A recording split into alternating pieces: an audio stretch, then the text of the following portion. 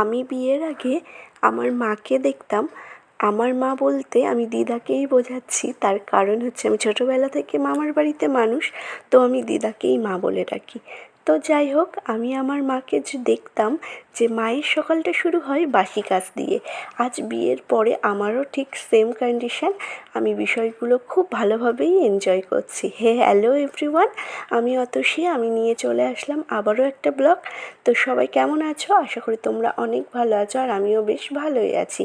তো সকালবেলা উঠে সবার প্রথম কাজ হচ্ছে বাসি বিছানা গোছানো, যেটা আমি গুছিয়ে নিয়েছি। আর তারপরে দেখো আমার মুখ টুকগুলো বরাবরই সকালে ঘুম থেকে উঠলে ফুলে থাকে। আচ্ছা, তোমাদেরও কি এরকম ফুলে থাকে, রসগোল্লার মতো হয়ে যায় চোখগুলো? অবশ্যই কমেন্টে জানিও। এই ঘরে বাবা ঘুমিয়েছিল, তো আমি ঘুম থেকে ওঠার পরে দেখি বাবার এই ঘরের বিছানা তোলাও হয়ে গিয়েছে, ঘর ঝাড় দেওয়া মোছা সব হয়ে গিয়েছে। আজকে ঘুম থেকে একটু উঠতে দেরিই হয়ে গিয়েছিল, যেহেতু আমার আর কোনো কাজ নেই, সেই জন্য আমি ফ্রেশ হয়ে একেবারে স্নান করে বার হব ঠিক করেছি।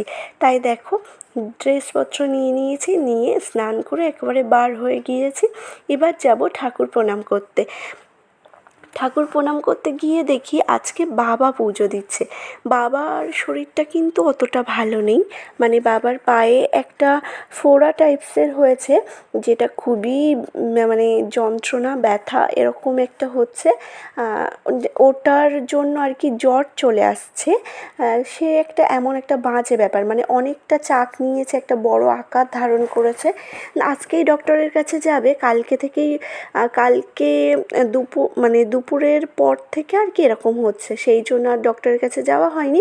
বাড়িতেই মেডিসিন ছিল, সেটা খেয়েছে। তা বাবা বলছে, বাবার কথা অনুযায়ী বাবা যদি একটা দিন ঠাকুরের না দিতে পারে, যেমন কালকে বাবা ঠাকুরেরকে দেয়নি, তো বাবার নাকি মনে হয় যে কত যুগ বা কত জনম ঠাকুরের কাছে বসেনি বা ঠাকুরের সেবা করেননি। তো সেই জন্য বাবা আজকে সেই অল্প একটু নরম পড়েছে পা, তো সেই পা নিয়েই ঠাকুরের পুজো দিতে বসে গিয়েছে। আর এই যে দেখো, আমার ধরম বাবা সকাল সকালেই চলে এসেছে একটা দরকারে, তো মায়ের সাথে গল্প করছিল, আর আমি ঠাকুরের এখানে বসে বসে বাবার পুজো দেওয়া দেখছিলাম। তো ঠাকুরের এখানে যতক্ষণ দিনের সময় বার করে বসে থাকতে পারি আর কি, ততটুকু সময়ই একদম নিজেকে আলাদা একটা শান্তির দিকে নিয়ে যাওয়া, আমার মতে যেটা বলে। তো দেখো, এখানে সবজিপত্র সব মা কেটে নিয়েছে অধিকাংশই, এগুলো ধোয়া বাকি, আমি ধুয়ে দেব। এখানে একটা চিচিঙ্গা কেটেছে, তারপরে আলু কেটেছে, কাঁঠালের আটিগুলো কেটে নিয়েছে। এইগুলোই আজকে রান্নাবান্না হবে, আর আজকের রান্নাটা মাই করবে, আমার করতে হবে না। তো দেখো, সবজিগুলো ধুয়ে আমি ভালোভাবে রেখে দিয়েছি, আর ঘরে ঢুকলাম। ঘরে ঢুকে দেখি যে বাবা মা আর কি কথা বলছে, আর মা বাবাকে আর কি সব কিছু বুঝিয়ে দিচ্ছে আয়ুষ্মান ভারতের জন্য যে ফর্মগুলো প্রয়োজন, কিছু ডকুমেন্ট জেরক্সও করতে হবে সেইগুলো। আর এই যে দেখো, আজকে একটু পাকা কলার বড়া করেছে মা, তো খেতে কিন্তু বেশ সুন্দর হয়েছিল।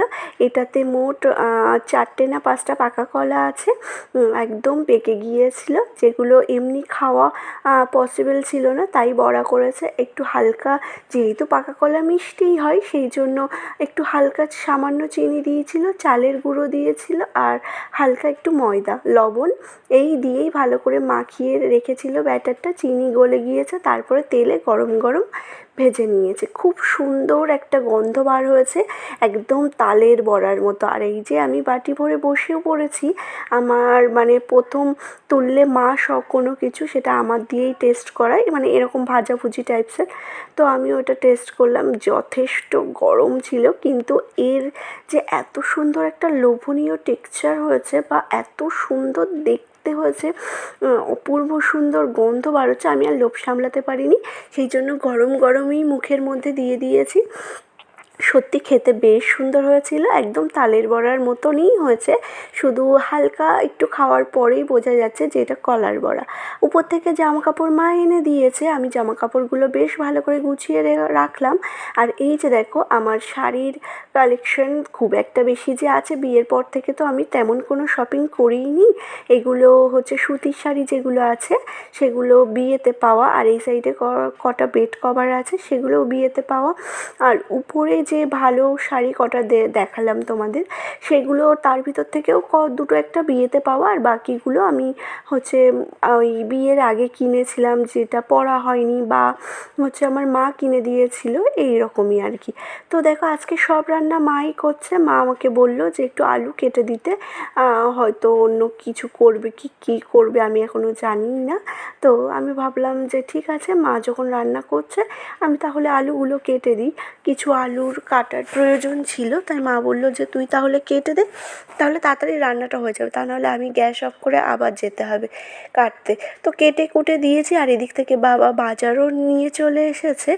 কালকে যেহেতু শ্রাবণ মাসের প্রথম সোমবার, আর আমি কিন্তু সোমবার করবই করব। তোমরা কে কী করছো অবশ্যই কমেন্টে জানিও। তো সোমবারে যা যা সামগ্রী প্রয়োজন সবই বাবা নিয়ে এসেছে, ফল, ঘি, মধু, তারপরে হচ্ছে গোবিন্দভোগ চাল, যেহেতু আমি মালসা করব, তারপরে আলু, কাঁচকলা, ছোলা বাদাম সব কিছুই নিয়ে এসছে। যদি বলো এইগুলো ছিল বাড়িতে, কিন্তু তবুও এঁটো হয়ে গিয়েছে বা ছোঁয়া নাপা হয়ে গিয়েছে। আর সোমবারটা না যত নিষ্ঠাভাবে করা যায় ততই আমার মতে বলে যে ভালো হয় বিষয়টা। এখানে দেখো বাজারগুলো গুছিয়ে রাখতে না রাখতেই মায়ের ভাত বাড়া কমপ্লিট হয়ে গিয়েছে, যেহেতু অনেক বেলাও হয়ে গিয়েছে, 1:30 বেজে গিয়েছে। এই যে চিচিঙ্গা ভাজা আর আলু ভাতেটা খুব সুন্দর করে তেলে দিয়ে মাখা আছে, আলু ভাজা আছে, আর এটা একটা রসা মতো একটা তরকারি, যেটা আলু আর কাঁঠালের আঁটি দিয়ে করা হয়েছে। 2-4টে সয়াবিনও দেওয়া হয়েছিল এটাতে।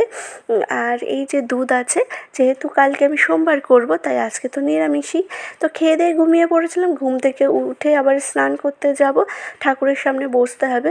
আর আমি যে ওই আগে ভিডিওতে বলেছিলাম, হয়তো তোমরা অনেকেই জানো, যারা জানো না তাদের ক্ষেত্রে বলে রাখি যে আমাদের বাড়িতে 2বার স্নান করার নিয়ম আছে, মানে বাধ্যতামূলক।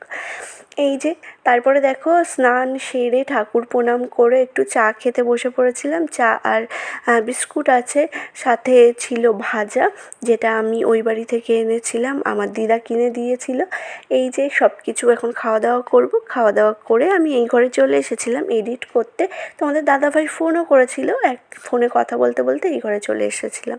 তো আজকের মতো তাহলে ভিডিও এই পর্যন্ত। সবাই ভালো থেকো, সুস্থ থেকো, আর আমার ভিডিও ভালো লাগলে অবশ্যই লাইক কমেন্ট করো, সাবস্ক্রাইব করে আমার পাশে থেকো। তাহলে আজকের মতো আসি, টাটা সবাইকে।